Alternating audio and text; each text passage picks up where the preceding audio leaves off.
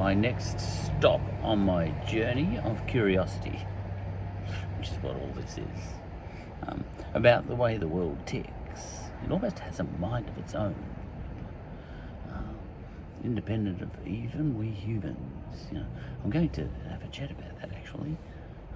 There seems to be an artificial intelligence at play that even we as a human race seem powerless to resist. It dictates certain things about our behaviours and all that sort of stuff, One example is when we began to domesticate plants and animals, which was a major hinge moment in history, people tell me, led to us less and less becoming hunters and gatherers and more becoming agriculturalists. Now, there were societies or lands in the world that went into this a lot later. Australia, of course. It was predominantly still a hunter-gatherer system that was widespread across Australia. There are pockets of agriculture still, or aquaculture even, that have been discovered and have been known about in Australia all along. One is Eddie Mabo, which was a huge case. Have you ever seen the castle? Or the castle. You have to say the castle, not the castle. Have you ever seen the castle? That was kind of almost a version of the Mabo case. Eddie Mabo, who won a native title case here in Australia, he was an agriculturalist. His people had been agriculturalists for a long time, and before Europeans got here. So there was agriculture here in Australia and New Guinea, where when people first came to Australia and New Guinea were all the one land. It's only kind of recently that it has split into, three lands, mainly Tasmania, mainland Australia and New Guinea. But in any case, and now where did Eddie come from? Up near in the Torres Strait, maybe Torres Strait Islander. All those islands in the Torres Strait, they would have been just part of mainland Sahul, I believe, is what we call the old Australia, before the Ice Age, the last Ice Age ended and flooded low-lying areas, creating New Guinea, mainland Australia, Tasmania, and a whole lot of islands all around the place. Those islands would have all just been part of the landscape, Okay, so Eddie Mabo was an agriculturalist. They have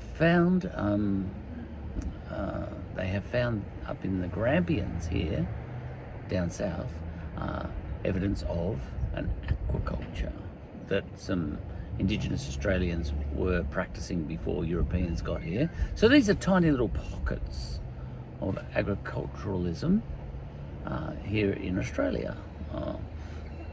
But whichever way you slice it, Indigenous Australians on the mainland of Australia were very much hunter-gatherers. It was still a hunter-gatherer society. The exception doesn't make the rule. Now, up in New Guinea, massive agriculturalists, same people. So it's kind of a little bit dictated by a certain artificial intelligence, which in this case is the landscape you're living in, and other factors too, But New Guinea's a fascinating. I read, I listened to an audiobook, Guns, Germs and Steel, and New Guinea is probably the most interesting test case, place to study to understand all sorts of things like how different cultures and languages form in amongst a people, and how domestication of plants happened around the world, because just a stunning diversity of plants and practices and languages and cultures, all found in New Guinea. New Guinea seems to me far more interesting than, for example, North America and South America put together for some of this sort of stuff. It's something really to study, New Guinea. I think mainland Australia, fascinating. Look, every land's as fascinating in different ways. But the interesting thing, I think, though, is that when a hinge moment happens in history, such as happened when various human groups domesticated plants and animals, for example, whether that be in New Guinea or over in Ethiopia, which is another place I study a lot, because Ethiopia is a very, very interesting place too at the moment. I enjoy studying that more than I enjoy studying, once again, the United States of America or even Australia, because it's the politics of what is happening in Ethiopia at the moment is more interesting, I'll get to that in a minute. But essentially, the constitution of Ethiopia is one that defines a state called Ethiopia. This is the one that's been in place for a long time, and I think it was designed by, the architect of it was the ex-Prime Minister Meles.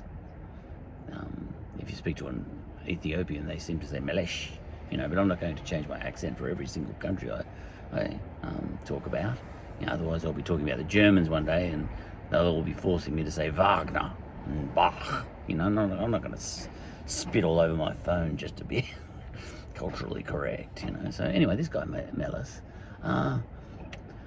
he designed a system, by the look of it,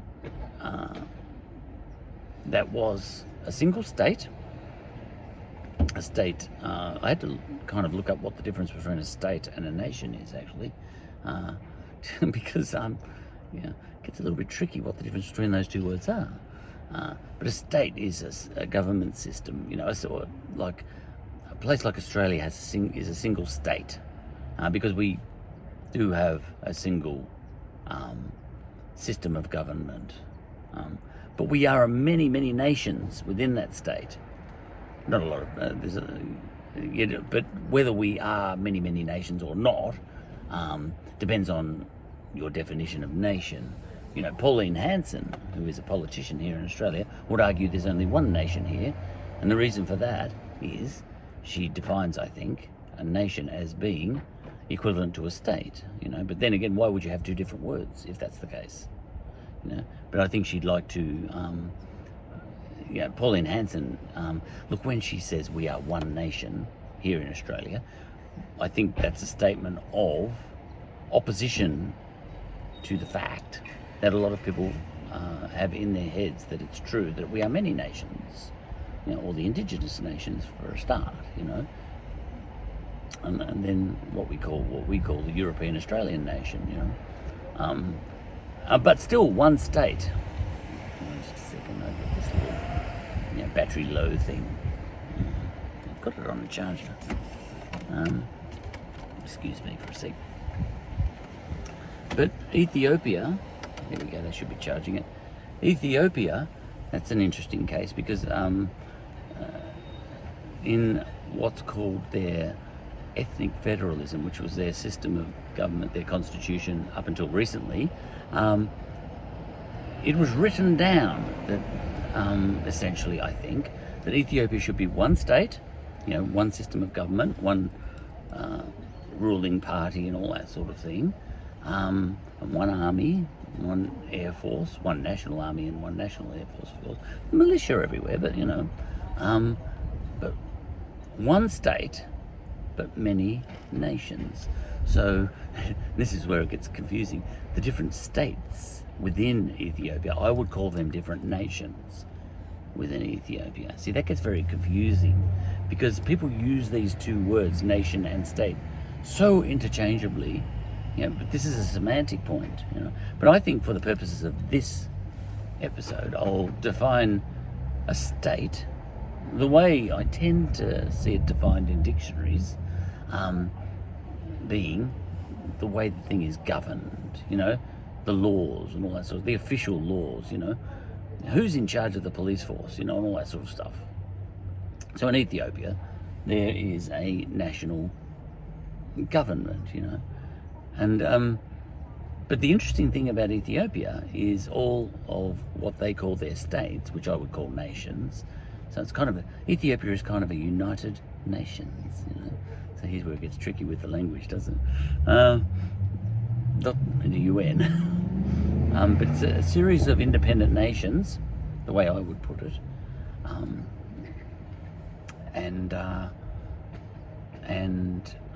but all,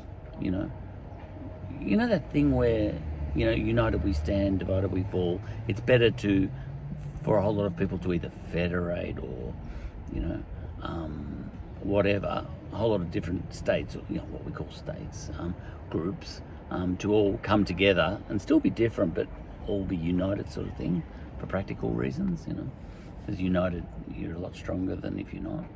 Anyway, so the way I sort of interpret the way Ethiopia was set up by this guy called Meles was that it was essentially a set of nations. Now, Tigray, Amhara, Oromia, and all these other nations. But they all agreed, so to speak, maybe per force, to a certain extent. They didn't have much choice. But they all agreed to kind of come together as a federation, And that federation, which was called an ethnic federation, was what I would call a state. Okay. So I think Ethiopia used to be a state with many nations, because it wasn't just those three groupings that I talked about. Now, the interesting thing is, along came a prime minister who was a bit of a Pauline Hanson, really, but a lefty version, and his name is Abiy Ahmed. And I'm not going to spit on my phone for you. I'm not going to say Ahmed, It's Ahmed, as far as I'm concerned. Only because I'm just sick of cleaning my phone. I'm not going to say Bach,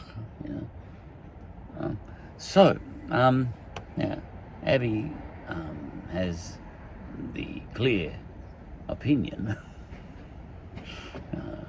that he's allowed to drive through with this gun, that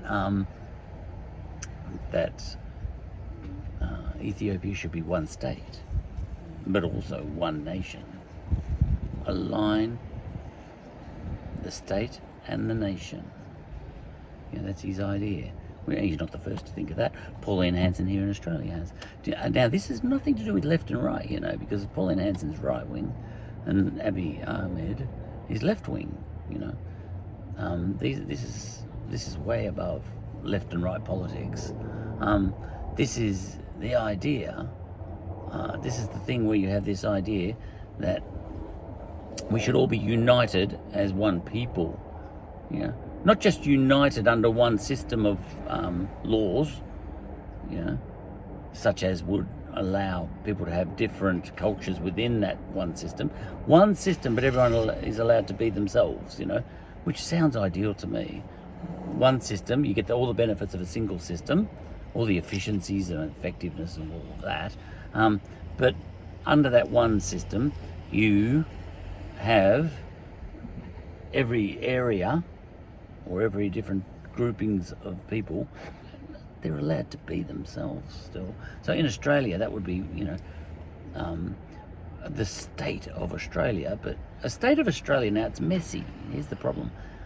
which still allows all the Indigenous nations of Australia to still be themselves, but still have all the benefits of statehood, you know? Now, that's the way I would like Australia to be. One state, many nations. But Pauline Hanson, she thinks one state, one nation, which would be something of a cultural genocide in the end. There's no two ways around it for all the Indigenous mobs in Australia. I actually philosophically take it even further to say that, you should almost have a Greek nation here, and an Italian nation, and an Islamic nation, even some religious nations, But the trouble with this is, even though philosophically I agree with that, in a practical way, that ends up with fighting. And this is what the problem with Ethiopia has been, I think, as far as I can tell, for 3,000 years. You've got many nations in the one area, the one geographical area. And ever since Ethiopia sort of achieved statehood, you've got many ethnic groups or many nations under one state. And you never go more than about 20 years without a major conflict breaking out. So to a certain extent,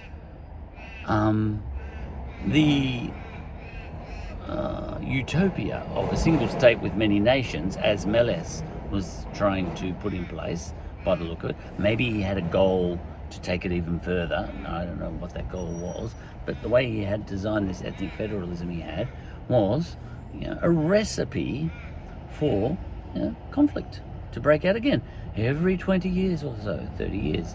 Maybe for the last 3,000 years, there's been a mass slaughter in Ethiopia, and probably that was going to continue forever, and probably it will continue forever.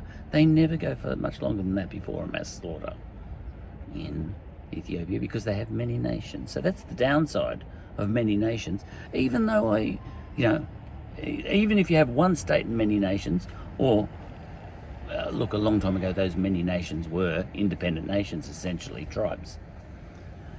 All right, before even the invention of statehood as we understand it these days, which is kind of a civic kind of idea coming from the ancient Greeks and all that sort of stuff. Right. So there's a downside to having diversity of culture in a land, I think, because, as Andrew Bolt, our conservative commentator here in Australia, says, no tribes in Australia. We are all one. And what he means by that is we've already got one state, so he's not talking about that. He's talking about none of this many nations business. He's on Pauline Hanson's side now, but in a right-wing way, So he's envisaging a single state, which is also a single nation, that is rather conservative. Whereas Dr. Abiy Ahmed over in Ethiopia, he's imagining the same thing, a single state, which now becomes a single nation, all speaking the same language in the end and all that sort of stuff. Probably Amhara over there, English here, The genocide of all the independent languages, so most of the indigenous languages would all die off under this model. And the various languages in Ethiopia that are not the lingua franca of what would be the Ethiopian language would be Amharic. All those other little languages would die off, and it happened in Italy too. There became a standardized Italian that grew up. That came with the formation of the Italian state, and all the independent Italian languages kind of died. That's what happens, and culture dies. Look, it doesn't quite die off, but it dies off a lot. So you still get regional variations in Italy, and we still have regional variations in Australia between, like for example, in the Northern Territory versus down here in the southeast of Australia, around Victoria and New South Wales. There is the type of nations we have in those two different areas are very different. Northern Territory Indigenous Australians are very different from southeastern Indigenous Australians. So you have all these nations anyway, And over in Ethiopia, you have this prime minister at present who wants to, have one state, one nation. So he's a one nation kind of guy, but in a very left-wing way. So this has nothing to do with left and right politics. Commentators, influencers on social media who always try and boil everything down to conservatives versus progressives, or whatever you might call it, lefts versus rights, lefties versus Nazis and all this sort of stuff. People who always speak in that sort of language, they would not be able to, I think, create an episode like I'm creating now. I'm thinking of a couple of commentators on YouTube that always boil everything down to left versus right, and they wouldn't be able to make this episode, because this episode is about statehood, whether statehood and nationhood should be aligned. It's got nothing to do with left and right politics, because you can align those things in a left way or a right way. All right, so that's that. And the United States of America. Now, there's another interesting one. Now, many nations in the United States, you've got the Apache Nation, the Cherokee Nation, all that. You clearly have many nations. The First Nations people, that's where the word hops into that argument. So many nations, but you've also got a lot of, I would call all the states in America nations as well, in a way, to the extent that they have different cultures. Some of the southern states have got a very different culture to some of the northern states. Pennsylvania versus Alabama, even the Europeans within those states have very different cultures. North versus south, that's why they had civil war, and the Civil War wasn't to do with who hated slavery and who didn't, Slavery's a whole other thing, Slavery, the abolition of slavery was a kind of dictated by a certain artificial intelligence, I think, which was the Industrial Revolution. You remember, as I mentioned, we invented agriculture, let's say, the domestication of animals and plants. But what happened there, as soon as we did that structure that we built took on a life of its own. And for example, when we domesticated wheat attained a certain artificial intelligence and domesticated us, because we became trapped.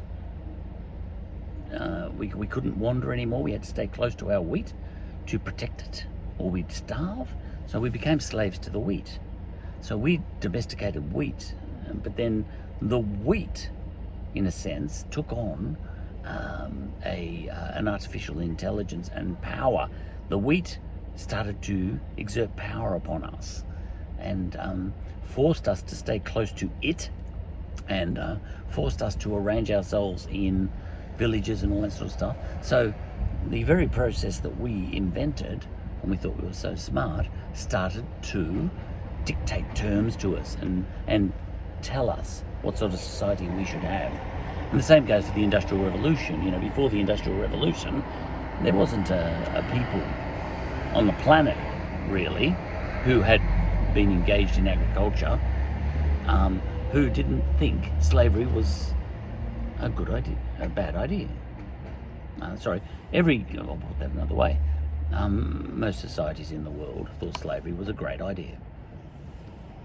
Totally into it, no one's got moral authority when it comes to that.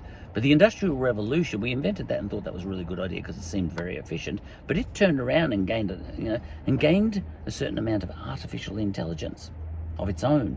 And it said, you don't know it yet, humans. You've just invented me. Industrialization. You've just invented me. I am going to force you to give up your slaves. And you don't even know that's coming. But it's coming. Because industrialization kind of forces that situation, because it'll alter your economic structures such that you don't need slaves anymore, and you'll start saying that you've become enlightened and all that sort of stuff. But no, it's just because you now have a different means of production and so on and so forth. So industrialization I've already decided your future. And your future is going to include a certain amount of enlightenment that I will dictate to you. And when you start to have all these, brainwaves about better ways of doing things, you're going to, there's going to be guys called Marx and everything coming along, and all these great economists and everything saying, oh, we've just thought of a better way of doing things, But it's not going to be that, The die has been cast. If Marx had never been born, someone else would have had those thoughts, because I've already decided. My name is industrialization, and I am your dictator. I have artificial intelligence, and you are going to fall in line with what I think is a good idea. And what I think is a good idea is that slavery should be abolished, because we don't need it in an industrialized world.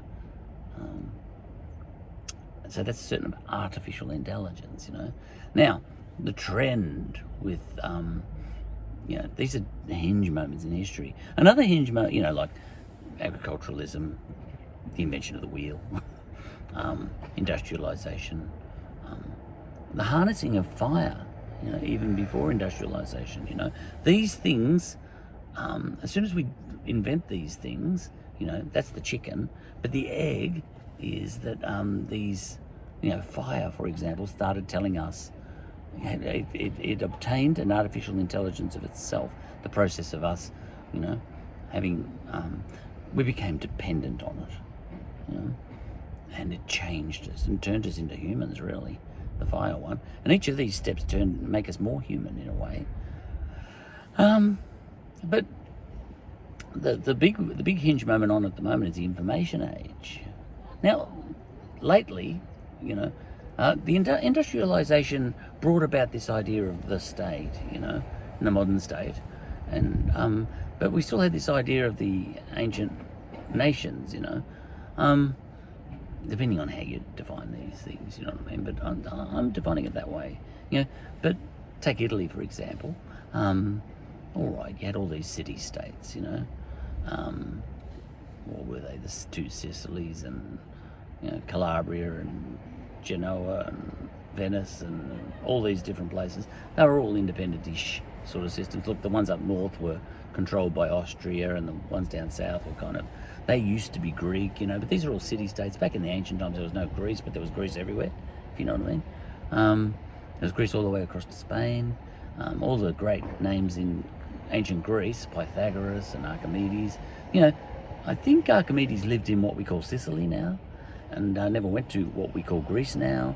And Pythagoras, did he come from Calabria in Italy? What we call Calabria in Italy now? He was just Greek. No one says he's Italian, and yet he never went to what we call Greece today. So these ideas that we have now of states like Greece and Australia and Ethiopia, these are artificial constructs, and very recent ones too. But Greece extended, Greece was like a structure. Greece was wherever there was Greekness, back then. It was like frogs. Aristotle called it frogs around a pond, around the Mediterranean, all the way across to Spain and North Africa and all that sort of stuff. Little Greek places, which eventually became Roman places too. But the modern state, which I understand that as, the thing that grew out of industrialization and the French Revolution, the English Revolution and the American Revolution and everything else that's gone on in the last 300 years. The modern state was dictated to us by a certain amount of artificial intelligence embedded in industrialization. Industrialization told us what we were going to do, and then we duly did what we were told. And we started creating states because they were more efficient in the new world of industrialization. But we still had this legacy of nations everywhere. So when Europeans came to Australia and tried to turn the whole damn thing into a state, a single state, and we actually sort of succeeded in doing that, remnants of the original nations survived. So right now we have in Australia a single state. I think it's hard to argue against that. If you murder someone, you're going to be tried in what we call an Australian court by the Australian state. So even if you're Indigenous, no matter what mob you're from, but we do, even though we only have a single state, we do have many nations. Wurundjeri. Where I'm parked here. I'm in Wurundjeri territory here. Yeah. I'm within the state of Australia, but I'm within the land that originally belonged to the nation of Wurundjeri people. And to a certain extent, if I was a Wurundjeri guy and I was sitting right here, I'd say this is all mine. And yet it all belongs to European Australians in a different way. Every square inch of the land here kind of belongs to two people at once. Isn't that tricky? Like my backyard. That kind of belongs to a Wurundjeri guy walking past my house in one way, in a national sense. But it belongs to me in the sense of Australia being a state. So we've got this awkward double ownership problem going on here, sort of thing. And that's why, and it's messy to have it like that. Now, I don't mind the mess. Philosophically, I think it's right to do the hard job of having a messy misalignment of nation and state, much like Meles in Ethiopia was designing. He had a messy system. Philosophically, I think this is a good system because it's the right thing to do by cultures, Otherwise, you've got genocide, whichever way you slice it. But Meles, he said, let's have one state. I'm going to try and be sophisticated. That's what Meles was doing, I think. And let's try and have one state and many nations, but make that formal. You see, in Australia, we've got the same system, one state, many nations, but the many nations are informal. They're opposed strongly by many, many people like Pauline Hanson, Andrew Bolt, and a lot of people on the left as well, because they see that there lies trouble.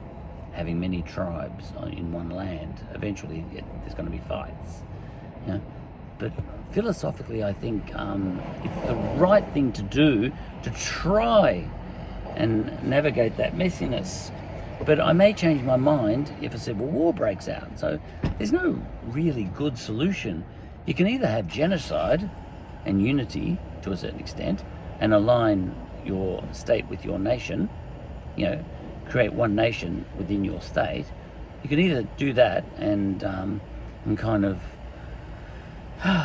try and meet your maker when you die, knowing that you have created genocide of, if not the actual human beings who did not want to be part of that single state, then at least their culture and their language and everything else.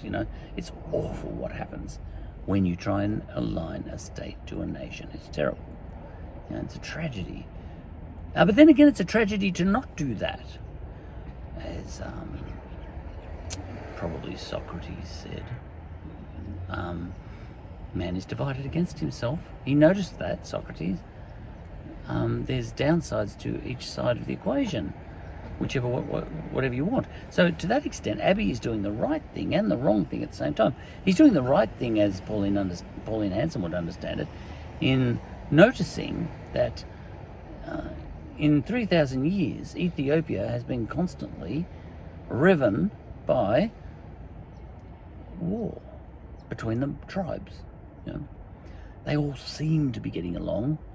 I often hear people from Ethiopia or whatever saying, before Dr. Abiy came along, people were living beautifully together and all that sort of stuff. Muslims and Christians, it was all lovely. But then, this war broke out recently. I said, that was all bullshit, wasn't it? Because they've been living together in peace, all right, just waiting till the next conflict. And then, there's people who were car sharing their kids to school, this bloke and that bloke next door to each other, and suddenly one of them's gone next door and killed the other one because he hated him all along, But, and this happened in Yugoslavia too. You had people, Bosnian Serbs and, Croatians and all that sort of stuff. All these people, living next to each other, and they were friends for 30 years.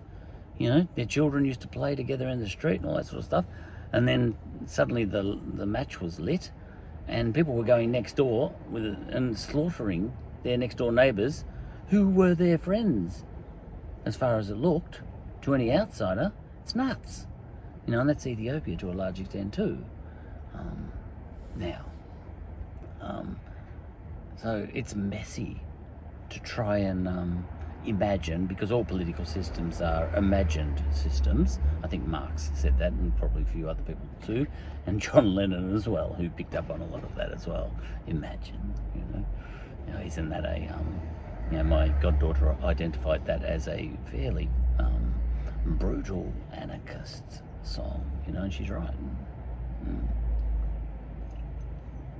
But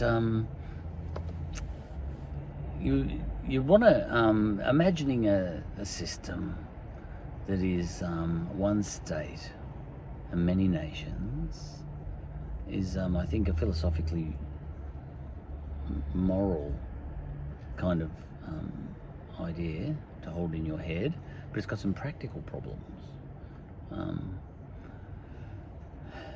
because you're going to end up with death.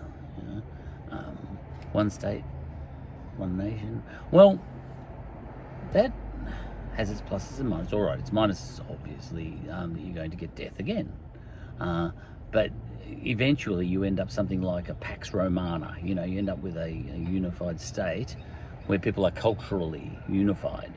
And everybody's going to get fish and chips on Friday right across Australia, whether their ancestors were Indigenous Australian. And they're all wearing thongs too, and they've got they're off to the cricket for Boxing Day, because of the and all this sort of stuff, with the jumping kangaroo, with the boxing kangaroo, and all this sort of stuff, Okay, so, well, in essence, I think there's downsides and upsides to both sides. And it's a question of what's the right thing to do in a place like Ethiopia or Australia, for example, or indeed in Israel/Palestine. Because, see, Israel is one state with at least two clear nations inside it. There's the nation of Israel and the nation of Palestine. A lot of people think that should be split into two states. So, now, there's a new artificial intelligence in town, and that is the information age. This is the next hinge moment in history along the way. We invented the information age, and we like to feel clever about that, but the information age has already acquired its own artificial intelligence, and it is starting to boss us around and tell us what we're going to have in the future. We don't have much agency in that. Just like when we invented fire and thought ourselves very clever, fire started telling us what to do. It started trapping us around itself.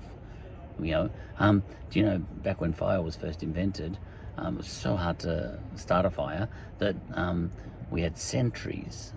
People, sort of very primitive people used to try and keep the fire alight day and night. Now, who's in charge of who there? That's like in my house. The cat's in charge. In ancient times, in these hunter-gatherer mobs, fire was in charge because, just like I walk around picking up after my cat, including it picking up its droppings, there were humans desperately staying awake all night on sentry duty, keeping the fire alight. The fire was keeping the people trapped. It gained an artificial intelligence of its own, the fire, and dictated that that tribes would start to coalesce a lot more than they were before around the fire, around the campfire, around the cave. All right, and then same thing. Greek thought. That was another great invention, but that started to gain a life of its own too. Greek thought, formalized thinking, which is what the great gift of the Greeks is to humanity, apparently, but it trapped us in another way. That's too hard. That's beyond me. I mean, I've talked about that a lot, but yeah. Greek thought is more cerebral.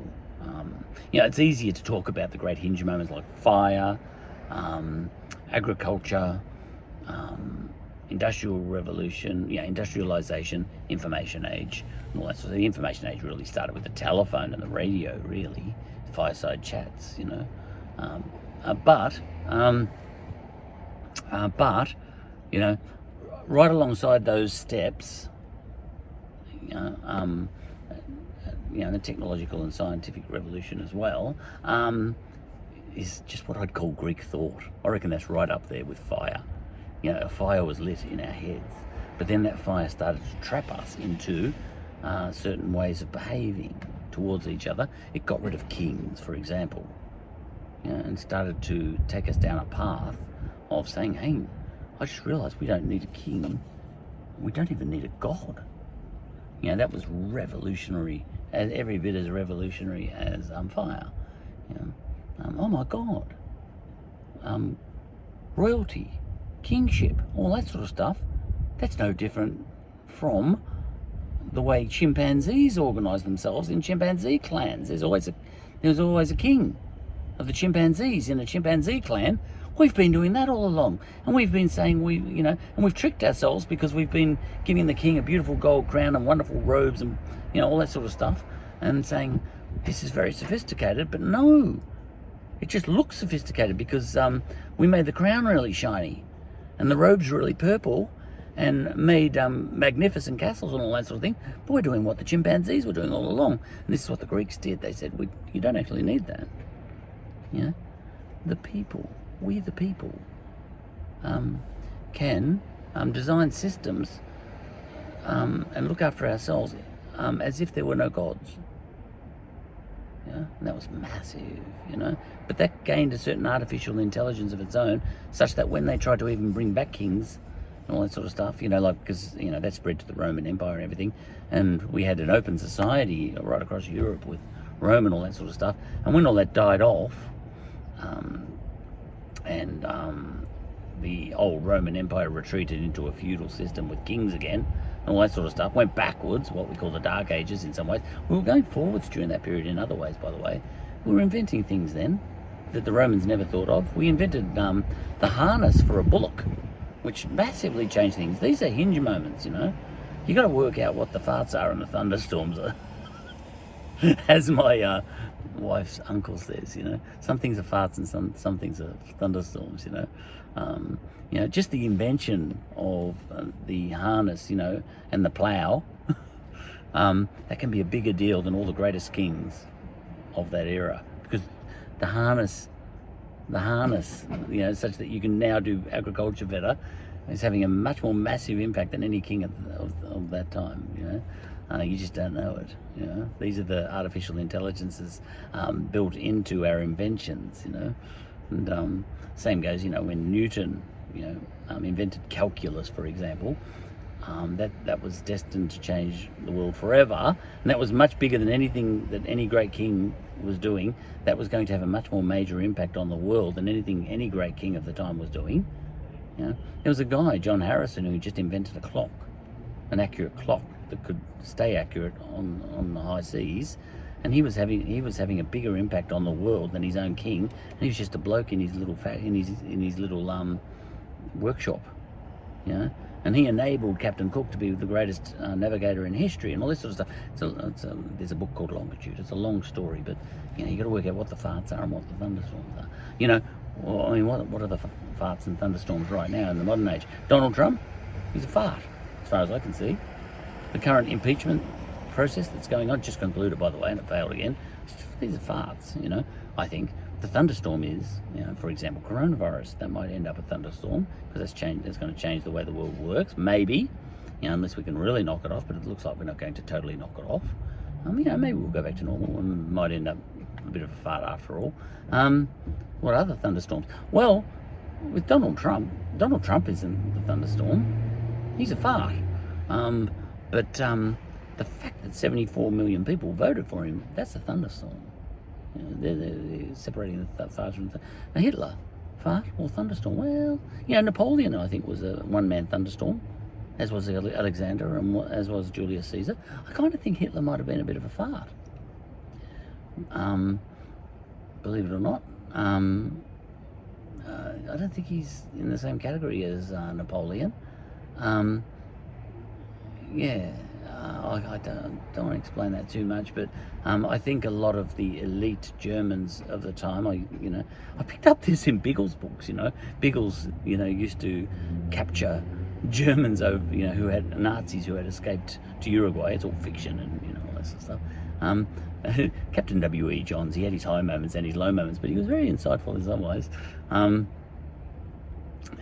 He's a dead set racist as well, but it doesn't mean he didn't have his finger on the pulse in other ways. He knew, he had been there as a, in the middle of the war as an Air Force pilot and all that sort of stuff. So he was accurate, deadly accurate on the feel of all of that.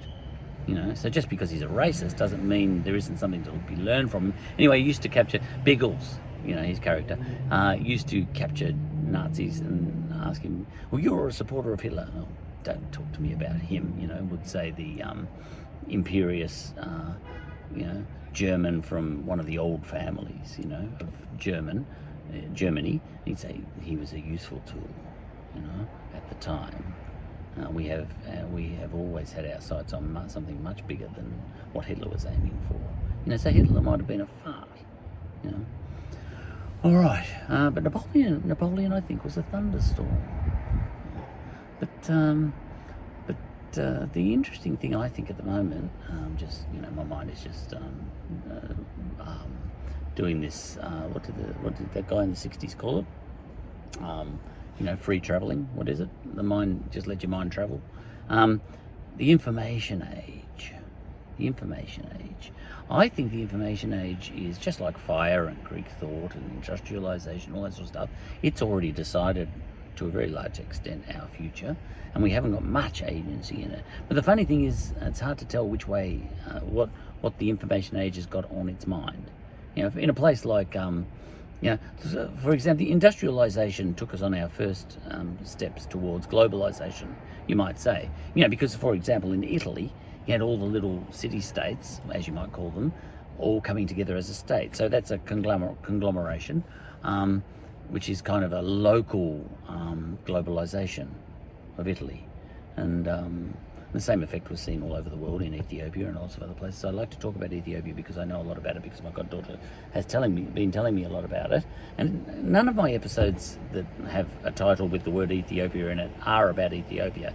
My goddaughter could have met someone from Botswana and be having just as fascinating, and they'd all be sprinkled with examples from Botswana. It's not about Ethiopia itself, all of this, It's just that Ethiopia is a very handy example because it's actually fascinating, because explicitly Meles, the previous Prime Minister, created a state with many nations under it, explicitly, Whereas Australia tried to just, here in Australia, we tried to railroad a state that was a single nation in, by creating a constitution that was a bit like a Bible that said, it is so, it is written, but it hasn't come off. We've got native title all over Australia. What happens is, once a fire is lit, like Greek thought, for example, the classical world, when it all crashes, it doesn't completely crash. So even, these ideas that fire lit, such as get rid of the kings because they're just chimps in disguise, and, bring in democracy and all this sort of stuff, and republicanism and all these sorts of ideas of organising ourselves without needing to refer to a god or a king or a god king, fantastically amazing results from Greek thought. When all that comes along, that, for example, suffered a collapse when Rome collapsed, and it seems to have all gone, but it stays in the heads. It doesn't die altogether. People remember, I remember something good. Well, I think it was good anyway. We did go backwards into the Dark Ages, but then you have a Renaissance and it all comes back, and we are living in Rome again now. We are living in Greece and Rome now. I'm a Roman citizen, essentially, right here in Australia. Rome never died, it came back, and so did Greece, and all that sort of stuff. Okay, so the information age, what's that going to do to us? Well, I think it's already decided what it's going to do to us, and it's going to change things. I don't know how. And now, it could just be the next step along from industrialization and turn the whole world into a single state with, in the first instance, many nations under it. single world state with many nations. So imagine that I think there's 192 what we call states in the world. Some people call them nations, but they're not really nations, are they? See, I googled earlier, and there's something like 6,400 nations in the world under the 192 states. And some of them, like the Rohingya, are a stateless nation. You know, it's bizarre. But 6,400 nations in the world at the moment, 192 states. All right, imagine if the information age brings in a single world government. Okay, that's been discussed a lot. Now, some people on the right would like that, and some people on the left would like that too, for different reasons. So this is not a left-right thing. All right, what have we got there? We've got a single world state. So then all the 192 states that we currently call states, they would become sort of nations, and then all the nations within those 192 states would become sub-nations. So, you can imagine a single world state with a single world government, and that just being imposed, but that wouldn't stop Australians having a different character to Ethiopians and so on. So you would sort of have 192 identifiable nations under that state, and then you would have sub-nations under those nations. Fascinating, Where do you go to from there? Well, the information age, I think, and I'll finish off here because, I'm just getting hot. The information age, I think, has the power to force the whole world to become a single state and a single nation, but it also has the wherewithal to fragment everything back to nations, because you could do that. It can unravel everything. Like, it can even unravel representative government, because theoretically we could have a referendum on everything at the moment. The only reason representative government started was because it was impractical to get everyone to vote. So you used to get a representative to vote for a whole community, which is what we've got in Australia. But we don't need that anymore in the information age. You can make an app to get everyone to vote again. We don't need to be like in Athens, where everyone actually had to physically put a little pebble into a jar and see, a white pebble or a black pebble, and see who voted what. So the information age could take us two different ways. It could utterly fragment everything, and it can utterly globalize everything. Or it could do a combination of both things. But look, all in all, this whole episode has been just a discussion on the interesting thing that happens in your own head when you suddenly sort of start considering the difference in the words and what they mean, and those words being nation and state. If you start to find some difference in the meaning of those two words, the whole world, you start to be able to talk about the whole world in a certain way that you couldn't before. That's all I want to say. So the United Nations of America. See, they call themselves the United States of America, but I would call all those things nations. Texas, Montana, Alabama. They're all nations, aren't they? But then again, within those nations and going across their borders are these other nations like Apache, Cherokee. It's layer upon layer. It's all messy. Can you handle that mess? Well, Pauline Hanson can't. That's why she goes for one nation. I actually think we should try and live with the mess somehow, but there's a danger there, and Pauline Hanson doesn't like that.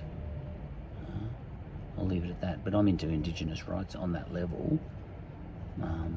I actually think Australia should stay with the Mellis system, which is what we had anyway. He probably, he was before Australia was constructed. No, sorry, he wasn't. He was very recent. I was thinking of a few people before Australia.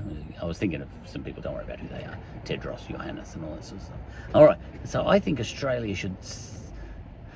We're going down a path at the moment that's trying to do the messy thing of having a single state and many nations. We're trying to do that. We're trying to allow Indigenous rights and, via things like native title and all that sort of stuff. People like Andrew Bolt and Pauline Hanson hate this sort of stuff. But I think we should pursue it, even though it's dangerous, messy, and could cause conflict and death eventually, and put us on a slippery slide to fragmentation. I think it's the right and moral thing to do that, to do the messy thing. because the alternative is one nation and one state, all beautifully aligned, but all the diversity gone. The genocide of the individual indigenous nations and their languages and everything else. Such that the only thing that would survive from those things is something ornamental and not real. They'd be tourist attractions. You go to they become tourist attractions. The different nations of Australia. I'll leave it at that. All right, that was just a stream of consciousness. That was the word I was trying to think of before. Well, the phrase.